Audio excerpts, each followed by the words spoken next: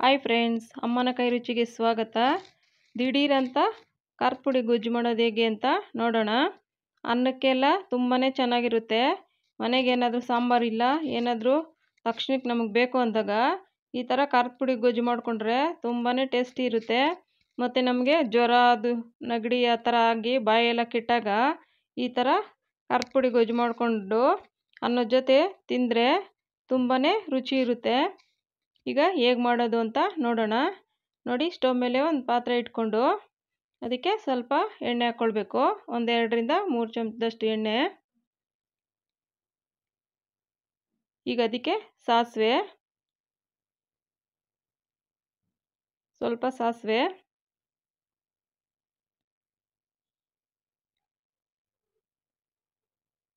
ನೋಡಿ ಈಗ ಅದಕ್ಕೆ ಸಣ್ಣದಾಗಿ ಕಟ್ ಮಾಡಿರೋ ಅಂಥ ಈರುಳ್ಳಿ.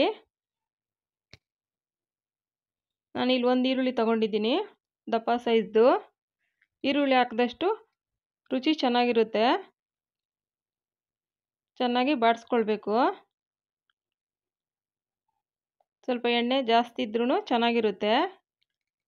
ನಮ್ಗೆ ತಕ್ಷಣಕ್ಕೆ ಏನೂ ಇಲ್ಲ ಅಂದಾಗ ಈ ಥರ ಮಾಡಿಕೊಂಡ್ರೆ ತುಂಬಾ ರುಚಿ ಇರುತ್ತೆ. ನೋಡಿ, ಕರಿಬೇವು ಸ್ವಲ್ಪ, ಅನ್ನದ ಜೊತೆ ತಿನ್ನೋಕ್ಕೆ ಒಂದು ಹಪ್ಪಳ ಇದ್ದರೆ ಆರಾಮ್ಸೆ ಟೇಸ್ಟಿಯಾಗಿ ಊಟ ಮಾಡ್ಬೋದು. ನೋಡಿ, ಕೊತ್ತಂಬರಿ ಸೊಪ್ಪು. ನೀವು ಕೊತ್ತಂಬರಿ ಸೊಪ್ಪು ಸ್ವಲ್ಪ ಜಾಸ್ತಿ ಹಾಕಿದ್ರೂ ರುಚಿ ಚೆನ್ನಾಗಿ ಬರುತ್ತೆ. ನಾಟಿ ಕೊತ್ತಂಬರಿ ಸೊಪ್ಪು.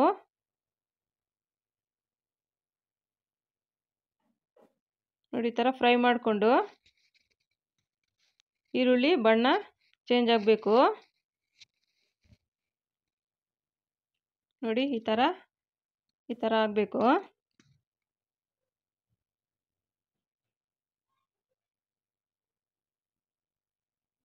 ತುಂಬಾ ರುಚಿ ಇರುತ್ತೆ. ನಮಗೆ ತಕ್ಷಣಕ್ಕೆ ಏನು ಇಲ್ಲ ಅಂದಾಗ ಈ ಥರ ಮಾಡಿ ನೋಡಿ, 2 ನಿಮಿಷದಲ್ಲೇ ಮಾಡ್ಕೊಳ್ಬೋದು. ನೋಡಿ, ಹುಣಸೆಹಣ್ಣಿನ ರಸ ನಮಗೆ ಹುಳಿ ನೋಡಿಕೊಂಡು ಎಷ್ಟು ಬೇಕೋ ಹಾಕ್ಕೊಳ್ಬೇಕು. ತುಂಬ ಹಾಕಿದ್ರೆ ಹುಳಿ ಆಗಿಬಿಡುತ್ತೆ. ಅದು ಹುಣಸೆಹಣ್ಣು ಸ್ವಲ್ಪ ಕಪ್ಪಿರೋದ್ರಿಂದ ಕಲರ್ ಆಗಿ ಬರುತ್ತೆ. ಈಗ ನಮಗೆ ಎಷ್ಟು ಬೇಕೋ ನೋಡಿಕೊಂಡು ನೀರನ್ನ ಸೇರಿಸ್ಕೊಳ್ಬೇಕು. ನೋಡಿ, ಇಷ್ಟು ಮಾಡಿದ್ರೆ ಸಾಕು, 4 ಜನಕ್ಕಾಗುತ್ತೆ ಇಷ್ಟು.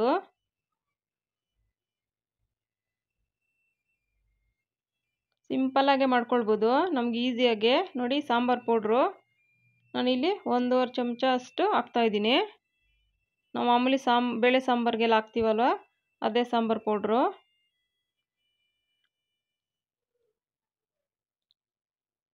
ಈಗ ಸ್ವಲ್ಪ ರುಚಿಗೆ ತಕ್ಕಷ್ಟು ಉಪ್ಪು. ಇದು ಒಂದು ಕುದಿ ಬಂದರೆ ಸಾಕು, ಜಾಸ್ತಿ ಏನು ಕುದಿಸೋದು ಬೇಡ.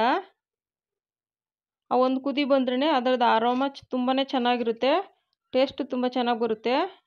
ನೋಡಿ, ಇಷ್ಟೇ, ಒಂದು ಕುದಿ ಬಂದರೆ ರೆಡಿ ಆಗುತ್ತೆ. ತಕ್ಷಣಕ್ಕೆ ಏನು ಇಲ್ಲ ಅಂದಾಗ ಈ ಥರ ಮಾಡಿ ನೋಡಿ, ತುಂಬಾ ಇಷ್ಟಪಟ್ಟು ತಿಂತೀರಾ, ಅಷ್ಟು ರುಚಿ ಇರುತ್ತೆ. ಯಾರು ಬೇಕಾದರೂ ಈಸಿಯಾಗಿ ಮಾಡ್ಕೊಳ್ಬೋದು. ಒಮ್ಮೆ ಟ್ರೈ ಮಾಡಿ ನೋಡಿ. Thank you friends.